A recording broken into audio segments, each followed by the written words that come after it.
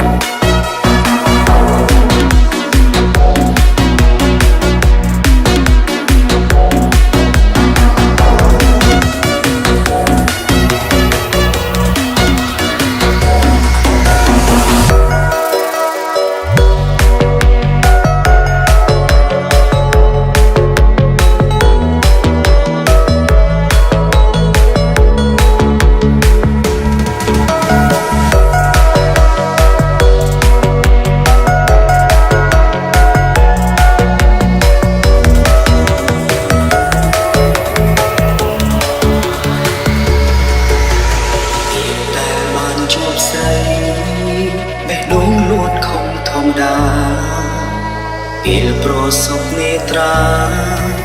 មានអារម្មណ៍ថាអភ័យពេលដែលបាននៅក្បែរ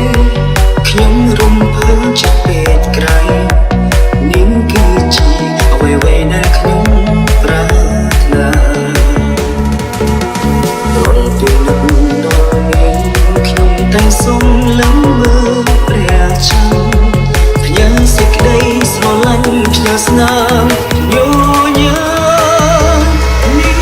គឺជាមនុស្សដែលខ្ញុំស្រឡាញ់គឺជាមនុស្សស្រីដែលខ្ញុំរំចាំស្មោះស្ម័គ្ររាប់រយពាន់ឆ្នាំមិនប្រែប្រួលឡើយទោះបីយើងប្រត់គ្រប់ប្រជាតិគ្នាទោះត្រូវជប់នឹងឧបសគ្គអ្វីក៏ដោយមិនខ្លាចនោះឡើយទៅជួបត្រាំត្រាយឲ្យបាន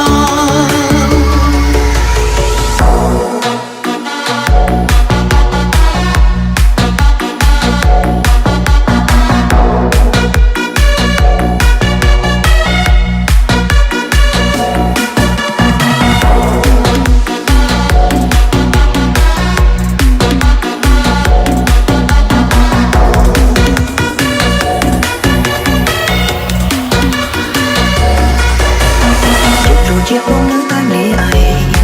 ងកណ្ដាលកណ្ដាលពេលរងងាយ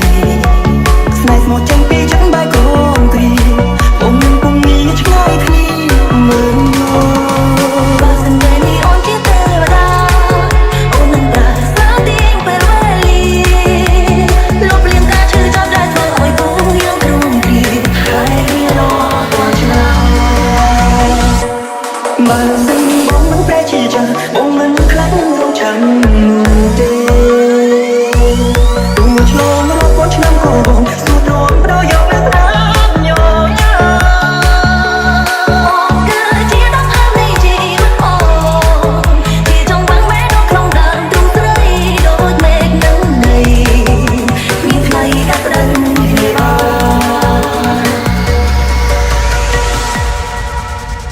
Yes, me, Sai.